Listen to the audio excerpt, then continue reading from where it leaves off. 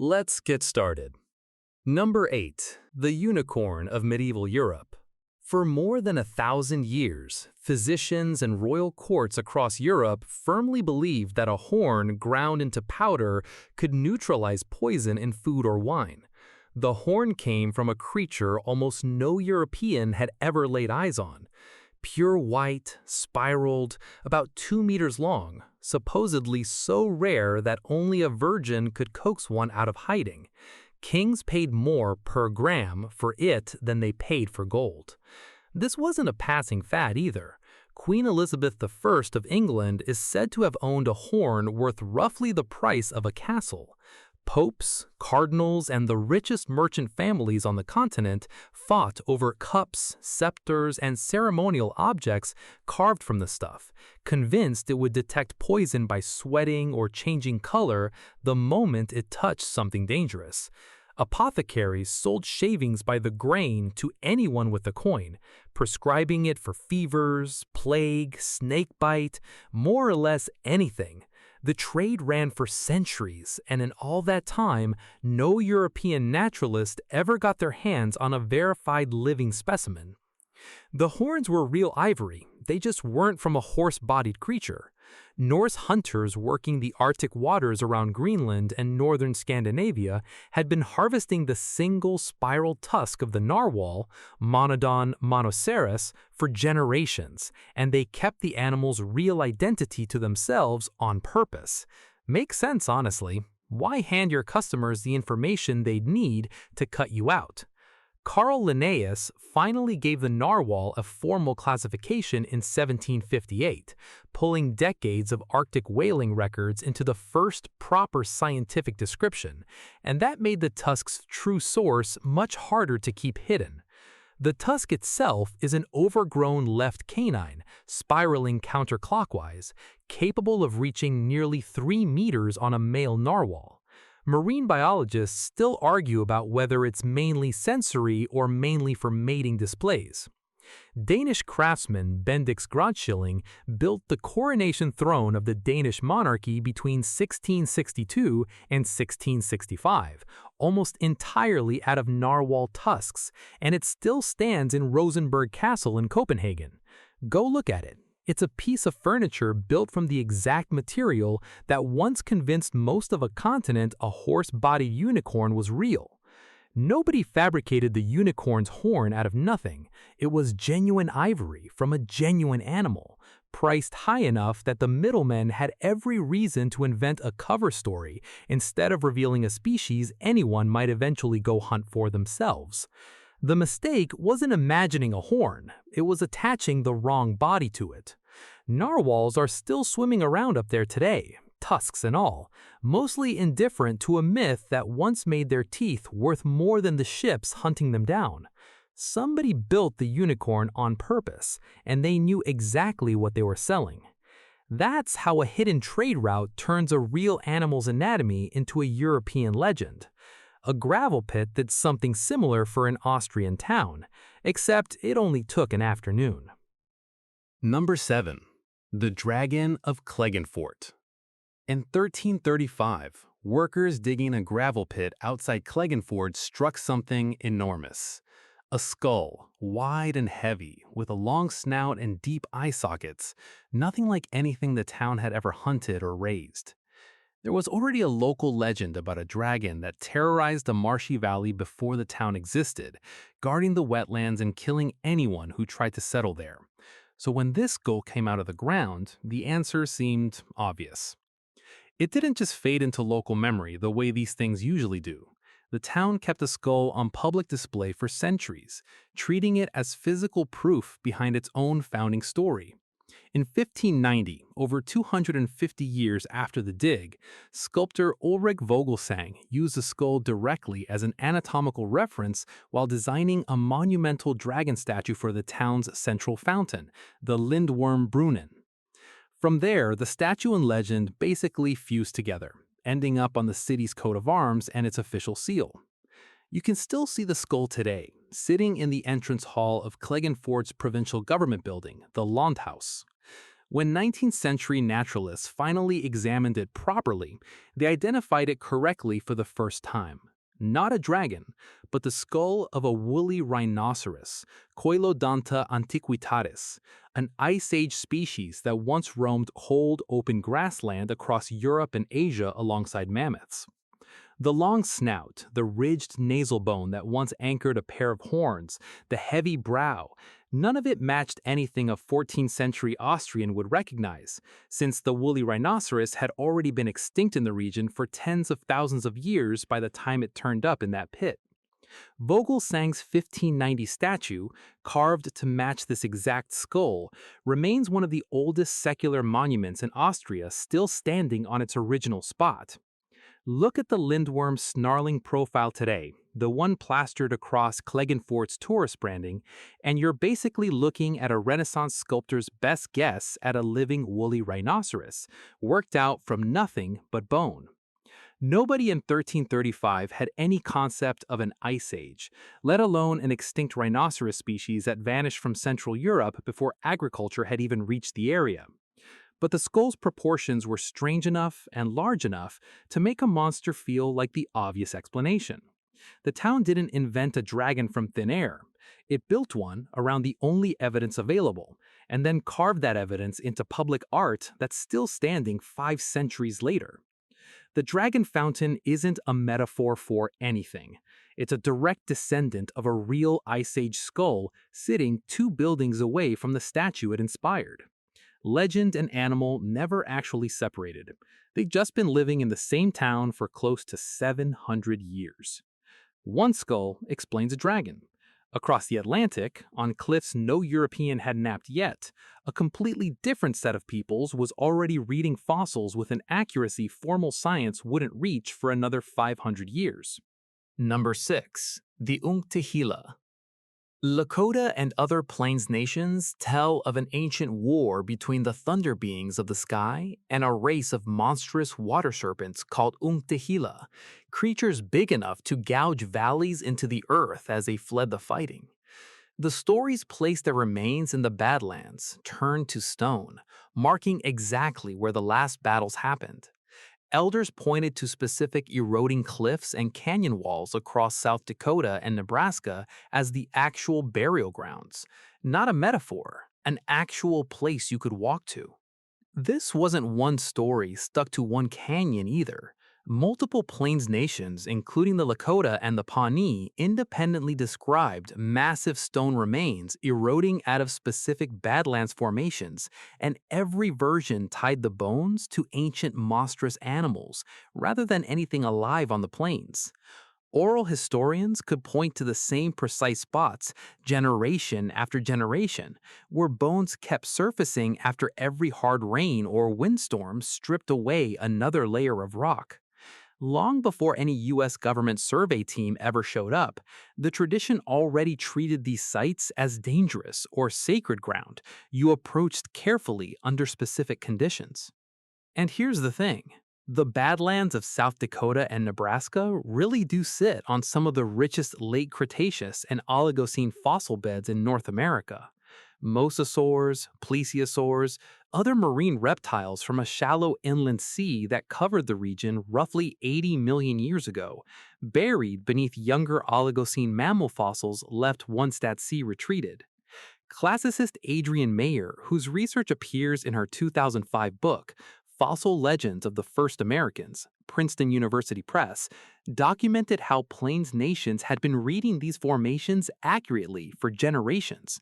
They correctly separated the older marine reptile layer from the younger mammal layer in the very same cliffs, and they knew which unstable ground to avoid because erosion there tended to expose fresh fossils with no warning. Paleontologist Othniel Charles Marsh, working extensively in the Nebraska Badlands starting in the 1870s, relied on Lakota and Pawnee guides to find productive fossil sites, and he later credited their knowledge of exactly which formations produced bone. Marsh's expeditions and those of his rival Edward Drinker Cope pulled specimens including early mosasaurs and titanospheres out of locations indigenous guides had already mapped through oral tradition alone. even the terrain fits, sedimentary cliffs constantly shedding fresh fossil material with every storm, matching a tradition built around stone remains that kept reappearing without end.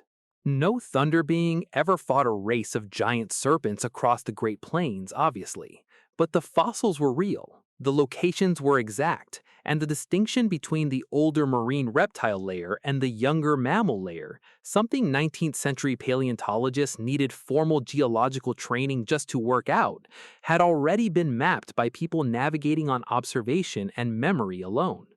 Call it a working field guide, refined over generations, that explained the bones with monsters instead of geology. Marsh and Cope's expeditions across the Nebraska and South Dakota Badlands, among the most productive in American paleontology's history, ran directly on top of knowledge Plains nations had already built and were willing to share. The Unktehila were never real. Everything else was: the fossil beds, the stratigraphy, and the sheer accuracy of the people reading them for generations before any outsider ever arrived. Fossils buried in the ground gave one set of traditions an accurate map of deep time. High above that same continent, an equally enormous bird was handing other nations something just as real, just harder to dig up. Number 5. The Thunderbird. Along the Pacific Northwest coast, indigenous nations, including the Quileute and Maka, told of a bird large enough to snatch a whale in its talons and carry it up into the mountains to eat. Its wing beats caused thunder. Its eyes flashed lightning when it hunted.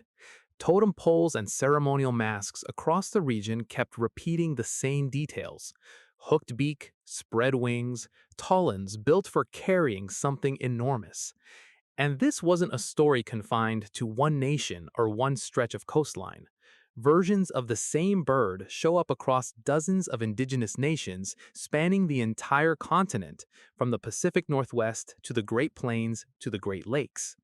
It consistently reads as a weather deity as much as a predator.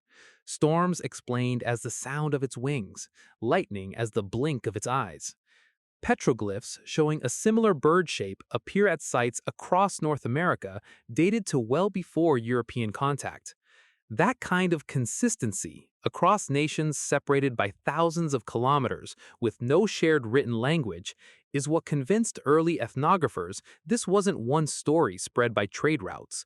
It looked more like an independent reaction, popping up again and again to something people across the continent had actually encountered.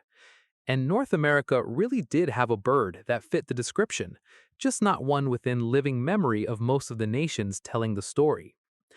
Teratornis mariam, described by paleontologist Hildegard Howard in 1918, was a condor relative with a wingspan reaching around 3.5 meters, among the largest flying birds North America ever produced.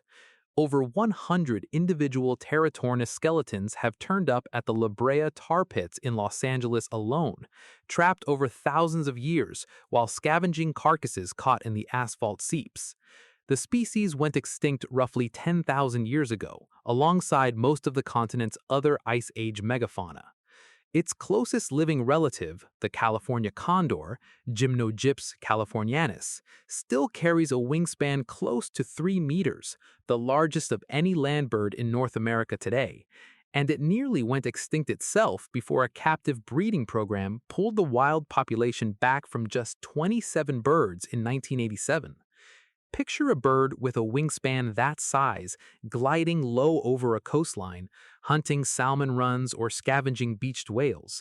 That would have been well within living memory for the earliest humans to reach North America. Teratornis couldn't lift a whale. No bird ever has. But a wingspan of 3.5 meters casting a shadow that big across open water or a mountain valley doesn't need a shred of exaggeration to read as something built for hunting on a scale nothing else nearby could touch. The whale-carrying detail is almost certainly myth-piled onto a real silhouette, not a creature invented from scratch. The California condor alive today is the closest living relative of whatever these traditions ultimately trace back to, and it nearly disappeared in the 20th century for reasons that had nothing to do with legend. What multiple unconnected nations across an entire continent were independently describing wasn't imagination running loose. It was the largest bird most of them had ever personally seen, remembered at a scale that outlived the animal itself by 10,000 years. A bird that size explains thunder on one continent. On another, something the size of a hippo, wandering the wrong side of the planet entirely, explained why things kept getting dragged out of a swamp at night. Number 4. The Bunyip. Aboriginal Australian oral traditions across the continent described the Bunyip, a large aquatic creature living in swamps, billabongs, and waterholes, known for a booming, bellowing call that carried across the water at night and warned people off certain spots. Descriptions varied by region, but agreed on the basics: something large, something aquatic, something dangerous enough that specific waterholes got avoided after dark. European settlers arriving in the 19th century started recording these traditions from Aboriginal communities well before any settler claimed to have seen the creature themselves. Nobody knows exactly how far back the tradition predates European contact, only that it's substantial. Settler newspapers throughout the 1840s and 1850s reported Aboriginal communities identifying large fossil bones, dug up during land clearing and construction, as Bunyip remains, sometimes right at the spot where the bones had just surfaced. These reports came in independently from multiple colonies, all describing the same basic pattern: bones coming out of the ground, and local communities recognizing them immediately as belonging to the creature their traditions already described. The Bunyip's association with specific waterholes and swampy ground lined up closely with where these bone discoveries kept happening. The bones belong to Diprotodon optatum, the largest marsupial that has ever existed, roughly the size of a hippopotamus, close to 2,800 kilograms, grazing across the Australian interior in large numbers until about 40,000 years ago, overlapping with the earliest human populations on the continent for tens of thousands of years. Paleontologist Richard Owen, working in London, formally described the species in 1838 from bones shipped over from New South Wales, and colonial naturalists working directly with Aboriginal informants later documented the specific Bunyip-linked remains in the field. Diprotodon fossils turn up in large numbers from exactly the swampy, low-lying terrain the Bunyip tradition describes, because that's where animals got mired and died in bulk, preserved by sediment for tens of thousands of years afterward. The skull alone can run past a meter in length, heavy and blunt, bearing little resemblance to anything alive in Australia now.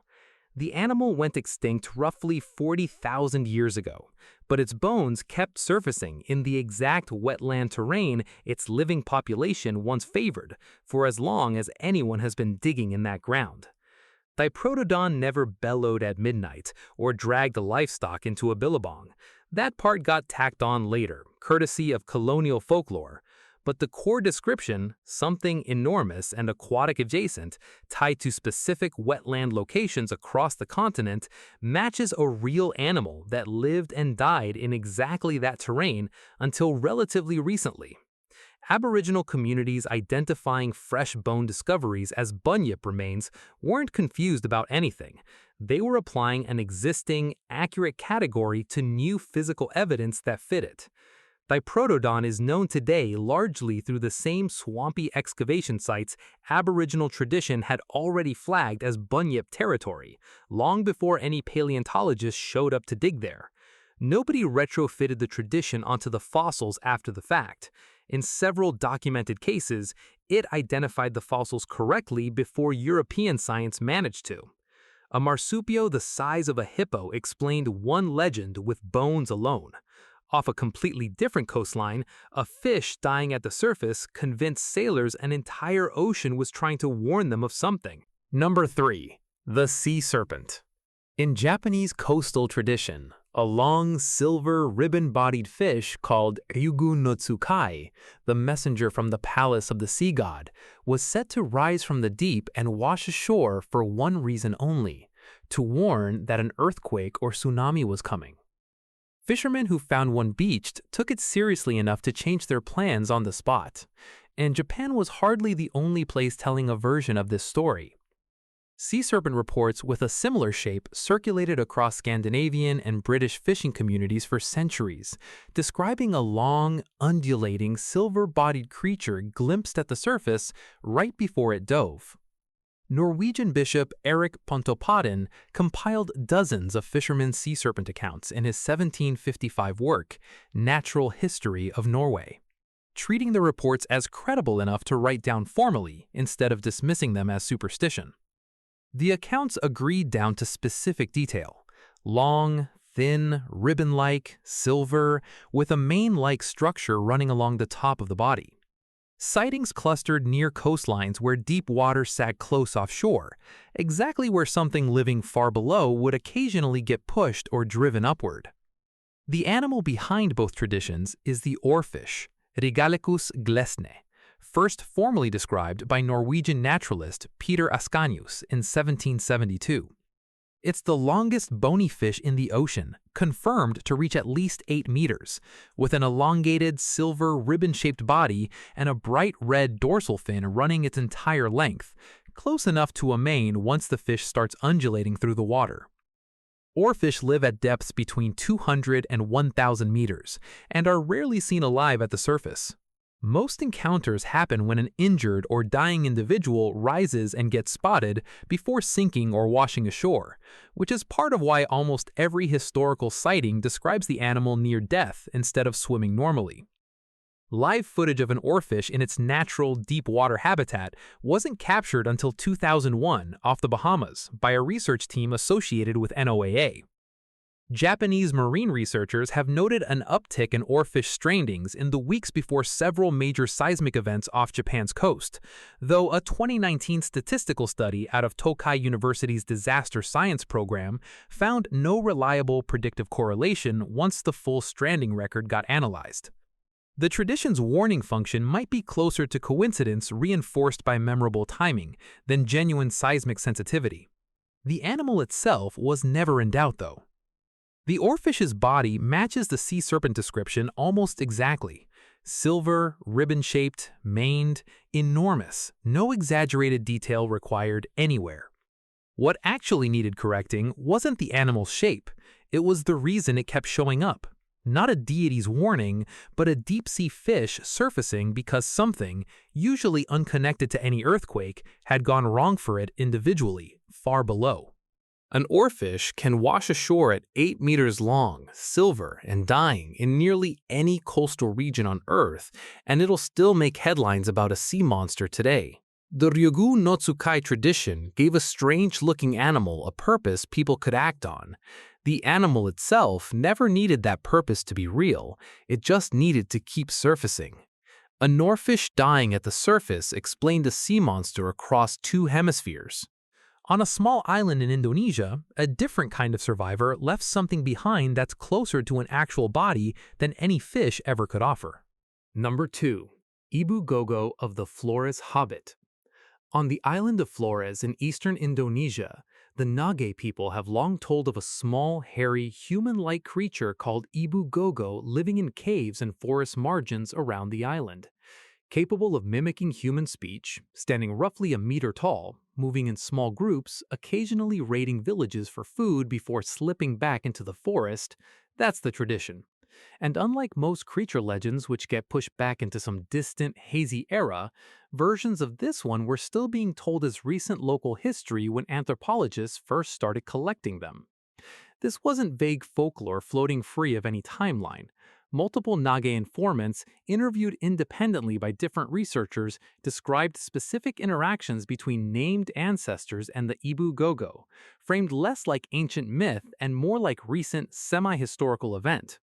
Descriptions stayed consistent on scale, roughly the height of a small child but built like an adult, and behavior, including the specific detail of mimicking speech without fully understanding it.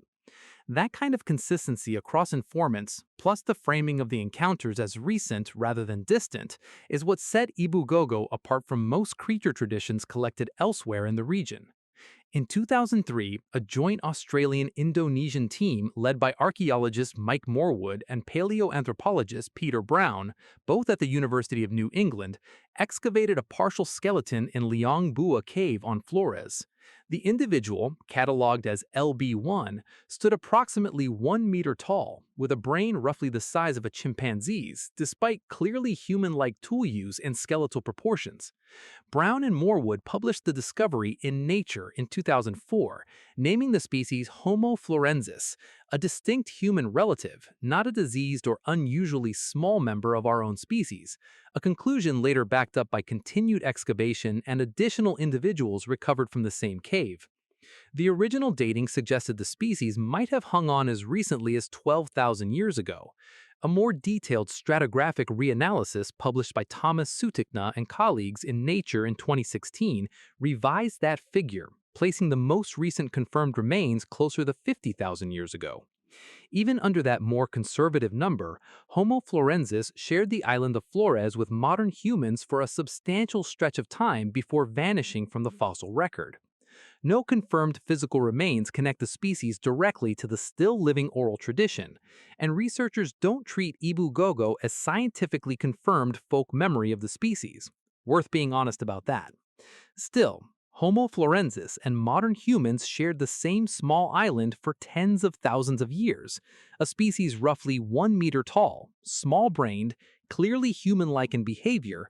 That overlap alone is enough to keep researchers cautious about writing off the Ebu Gogo tradition entirely, even with no direct physical link tying it to the fossil skeleton. Whatever the Nage people were describing, it wasn't invented from nothing. It was at minimum a tradition built on the same island where a real small-bodied human relative is now confirmed to have lived. Sit with that for a second. A small island community's oral history and a university excavation team, working with zero knowledge of each other's evidence, landed on the same basic description: small, human-like, forest-dwelling, and gone. Nobody has proven Ebu Gogo is folk memory of Homo floresiensis. Nobody has ruled it out either. That gap is rarer in this kind of research than most people assume. Flores kept a fragment of a vanished human relative alive in living memory for thousands of years. Farther out at sea, an entirely different legend was about to get the cleanest confirmation on this whole list. Number 1. The Kraken.